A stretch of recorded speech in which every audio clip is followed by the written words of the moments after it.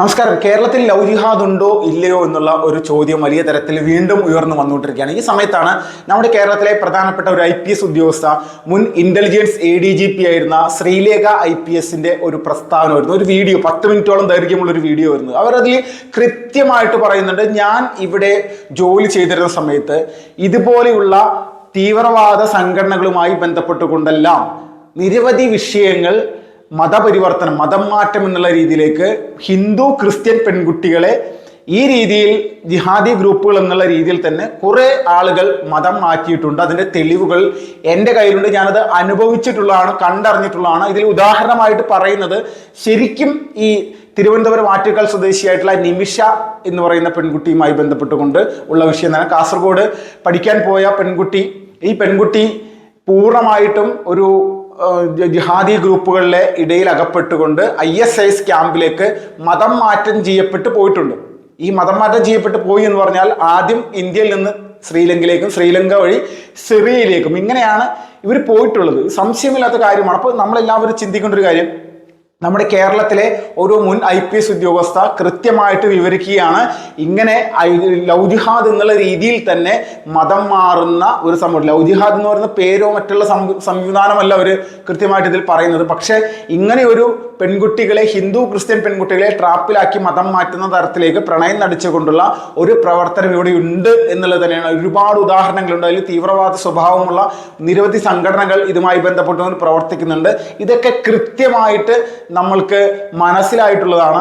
ഈ വിഷയത്തിൽ ഒരു സംശയം പോലും ഇല്ലാത്ത കാര്യങ്ങൾ തന്നെയാണ്. അപ്പോൾ ഇത് ഇല്ല എന്ന് പറഞ്ഞുകൊണ്ട് ഇരിക്കുന്ന ആളുകളുടെ മുന്നിലേക്ക് ഇവിടെയുള്ള ഒരു IPS ഉദ്യോഗസ്ഥ തന്നെ തുറന്ന് പറയുന്നതാണ് നമ്മുടെ മുന്നിൽ ഇപ്പോൾ ഒരു ഏറ്റവും വലിയ തെളിവായിട്ട് കണക്കാക്കാൻ സാധിക്കുന്നത്. ഇപ്പൊ ഇത് പറയുന്ന സമയത്ത് ഈ IPS ഉദ്യോഗസ്ഥ അടുത്ത കാലത്ത് BJPയിൽ ചേർന്നുള്ള ഒരു സംഖ്യ ആയതിന്റെ പേരിൽ ആണ് ഇങ്ങനെ പറയുന്നത്. സംഖ്യയോ അസംഖ്യയോ അല്ലെങ്കിൽ കൃസംഖ്യയോ മുസംഖ്യോ എന്നുള്ളതല്ല ഇവിടുത്തെ വിഷയം. ഇവിടെ വിഷയം മതം മാറ്റം ചെയ്യപ്പെടുന്ന പെൺകുട്ടികളുടെ പുറകിൽ, അല്ലെങ്കിൽ ഇവരെ ഇങ്ങനെയൊരു സംവിധാനത്തിലേക്ക് കൊണ്ടുവരുന്നതിൽ തീവ്രവാദ സംഘടനകൾക്ക് സ്വാധീനമുണ്ട്. നിരവധി നൂറുകണക്കിന് പെൺപിള്ളേർ ഇതുപോലെ മതം മാറിയ സാഹചര്യത്തിൽ ഇതിൻ്റെ എല്ലാം പുറകിൽ കൃത്യമായിട്ട് അവർക്ക് സംരക്ഷണം കൊടുക്കാനും അവരെ പോലീസ് സ്റ്റേഷൻ മുഖേന അവരെ രക്ഷപ്പെടുത്താനും മാറ്റി നിർത്താനും അവരെ സംസ്ഥാനം വിട്ട് മറ്റ് സ്ഥലങ്ങളിലേക്ക് കൊണ്ടുപോകാനും പല രീതിയിൽ അവരെ രജിസ്റ്റർ മാരേജ് അടക്കമുള്ള കാര്യങ്ങൾ ചെയ്യാനും ഇവിടെ സഹായിച്ചിട്ടുള്ള ഒരു സംഘടനയാണ് നിരോധിക്കപ്പെട്ടിട്ടുള്ള ഭീകരവാദ പ്രസ്ഥാനമായിട്ടുള്ള പോപ്പുലർ ഫ്രണ്ട്. ഈ പോപ്പുലർ ഫ്രണ്ടിന് അന്നും ഇന്നും സഹായം ചെയ്തിട്ടുള്ള, അല്ലെങ്കിൽ ഈ പറയുന്ന പെൺകുട്ടികളെ മതം മാറ്റാൻ വേണ്ടി എല്ലാവിധ കാര്യങ്ങളും ചെയ്തിട്ടുള്ള നിരവധി ആളുകൾ ഇന്നും നമ്മുടെ നാട്ടിൽ ഇപ്പോഴും സ്വൈര്യവിഹാരത്തിലാണ്. അതിലൊരു സംശയമില്ല. ഇതിപ്പോ നമ്മുടെ പിണറായി വിജയൻ എന്ന് പറയുന്ന ഒരു മുഖ്യമന്ത്രിയുടെ കീഴിൽ പ്രവർത്തിക്കുന്ന ഇവിടുത്തെ ഈ ആഭ്യന്തര വകുപ്പ് കൈകാര്യം ചെയ്യുന്ന സമയത്ത് ഇയാൾക്ക് ഒരു രീതിയിലും ഇതുപോലെയുള്ള കാര്യങ്ങളിൽ ഇൻട്രസ്റ്റഡ് അല്ല. നമ്മളിപ്പോൾ ലവ് ജിഹാദ് പറഞ്ഞാലും ഏത് ജിഹാദ് പറഞ്ഞാലും നമ്മുടെ നാട്ടിൽ കേരള പോലീസ് ഏതെങ്കിലും ഒരു തീവ്രവാദിയെ അറസ്റ്റ് ചെയ്യുന്നത് കഴിഞ്ഞൊരു 10 വർഷം അല്ലെങ്കിൽ കഴിഞ്ഞൊരു 8 വർഷം കൂട്ടിയാൽ മതി, പിണറായി വിജയൻ വന്നതിന് ശേഷം ഏതെങ്കിലും ഒരു തീവ്രവാദിയെ കേരള പോലീസ് അറസ്റ്റ് ചെയ്യുന്നതായിട്ട് നിങ്ങൾ ആരെങ്കിലും വാർത്തയിൽ കണ്ടിട്ടുണ്ടോ? നമ്മുടെ കേരളത്തിലെ പോലീസ് ISIS ഭീകരവാദിയെ അറസ്റ്റ് ചെയ്തു, PFI ഭീകരവാദിയെ അറസ്റ്റ് ചെയ്തു, അല്ലെങ്കിൽ ലഷ്കർ-e-തോയ്ബ ഭീകരവാദിയെ അറസ്റ്റ് ചെയ്തു, സിമിക്കാരനെ അറസ്റ്റ് ചെയ്തു. ഇങ്ങനെ എവിടെയെങ്കിലും കേട്ടിട്ടുണ്ടോ? ഇല്ല. ഇങ്ങനെയുള്ള സംഭവങ്ങളെ നമ്മുടെ നാട്ടിലില്ല. ഇവിടെ കേരളത്തിൽ ഇപ്പോൾ പോപ്പുലർ ഫ്രണ്ടിന്റെ ഭീകരവാദ തലവന്മാരെ അറസ്റ്റ് ചെയ്യാനായിട്ട് കേന്ദ്ര ഏജൻസി ആയിട്ടുള്ള NIA പോലും വന്നപ്പോൾ സംസ്ഥാന പോലീസിനെ അറിയിച്ചിട്ടില്ല. ഇതാണ് സിറ്റുവേഷൻ. ഇത് എന്താണ് ഇത് സംഭവിക്കുന്നത്? എന്തുകൊണ്ട് NIA സംഘം നമ്മുടെ കേരളത്തിലുള്ള ഈ രീതിയിലുള്ള പോലീസ് വിഭാഗത്തെ, അല്ലെങ്കിൽ നമ്മുടെ കേരളത്തിലെ പോലീസിനെ അറിയിച്ചില്ല? ഇവിടെ കൃത്യമായിട്ട് പോലീസിന്റെ ഉള്ളിൽ NIA പറയുന്നുണ്ട്, അല്ലെങ്കിൽ നമ്മുടെ ഏജൻസികൾക്ക് കൃത്യമായിട്ട് അറിയാം. ഇവിടെ ഈ പറയുന്ന PFIയുടെ സ്ലീപ്പർ സെല്ലുകൾ കൃത്യമായിട്ട് നമ്മുടെ പോലീസ് സംവിധാനത്തിൽ പ്രവർത്തിക്കുന്നുണ്ട്. അതിൽ ഒരു തർക്കവുമില്ല. അപ്പൊ ഇതുപോലുള്ള ഒരു സാഹചര്യമാണ്. ഇതേ പോലീസ് സംവിധാനത്തിൽ നിന്ന് അതിന്റെ മേൽഘടകത്തിൽ ഒരുപാട് വർഷം പ്രവർത്തിച്ച ആളാണ് ADGP ആയിരുന്ന ശ്രീമതി ശ്രീലേഖ. ഈ ശ്രീലേഖ IPS ഇതുപോലെ വളരെ ഒരു ഭയവുമില്ലാതെ പുള്ളിക്കാരത്തി കൃത്യമായിട്ട് അവതരിപ്പിക്കുകയാണ്. ഇതിൽ ഒരു സംശയമില്ല. അവർ പറയുന്നത് യാഥാർത്ഥ്യം. അവരുടെ സംസാരം കേട്ടാൽ അറിയാം ഇതിൽ എത്രത്തോളം ഉണ്ട്. പക്ഷെ ഇവരിതിനെ ഈ വിഷയം പറയുമ്പോൾ ഇതിൻ്റെ അടിയിൽ വന്നുകൊണ്ട് കമന്റുകൾ ഇടാനും അല്ലെങ്കിൽ സംഖ്യയാണെന്ന് പറയാനും ഇങ്ങനെ നിരന്തരമായിട്ട് പറയുന്നവർക്ക് ഒരേ ഒരു ലക്ഷ്യം മാത്രമല്ല, ഇവരെല്ലാം ഈ ടീമിന്റെ ഭാഗമാണ്. ഇവർക്ക് ഇവിടുത്തെ യാഥാർത്ഥ്യ വശങ്ങളെ മനസ്സിലാക്കി പ്രവർത്തിക്കാനുള്ള ഒരു ധാരണയില്ല. ഇവർ ജിഹാദി ഗ്രൂപ്പുകൾ മുന്നോട്ട് വെക്കുന്ന ആശയം എന്താണോ ആ ആശയം ശരിയാണെന്ന് പറയുന്ന ആളുകളാണ് ഈ നിരവധി സുഡാപ്പി ഭീകരന്മാർ ഇപ്പോൾ വന്ന് കമന്റ് ചെയ്യുന്ന ആളുകൾ. അതോടൊപ്പം തന്നെ കമ്മ്യൂണിസ്റ്റുകാരും കോൺഗ്രസ്സുകാരും എല്ലാവരും. കോൺഗ്രസ്സുകാരന് 1% ഈ ഒരു വിഷയത്തിൽ ലവ് ജിഹാദ് എന്ന് പറയുന്ന സംഭവം ഉണ്ട് എന്ന് അംഗീകരിക്കുന്നില്ല. ഇവർ പറയുന്ന തെളിവാണ്. ഇവർക്ക് എന്ത് തെളിവാണ് വേണ്ടതെന്നാണ് പറയുന്നത്. ഇവർക്ക് തെളിവാണ്. ഏത് തരത്തിലുള്ള തെളിവാണ് ഇവർ ഉദ്ദേശിക്കുന്നത്? ഇവർ ഏതെങ്കിലും സംഘടനയുടെ പേരാണെങ്കിൽ പോപ്പുലർ ഫ്രണ്ടിന്റെ സഹായത്തോടു കൂടി ഇവിടെ മതം മാറിയിട്ടുള്ള നിരവധി പെൺപിള്ളേരുണ്ട്. ഇഷ്ടംപോലെ ഹിന്ദു ക്രിസ്ത്യൻ പെൺപിള്ളേരുണ്ട്.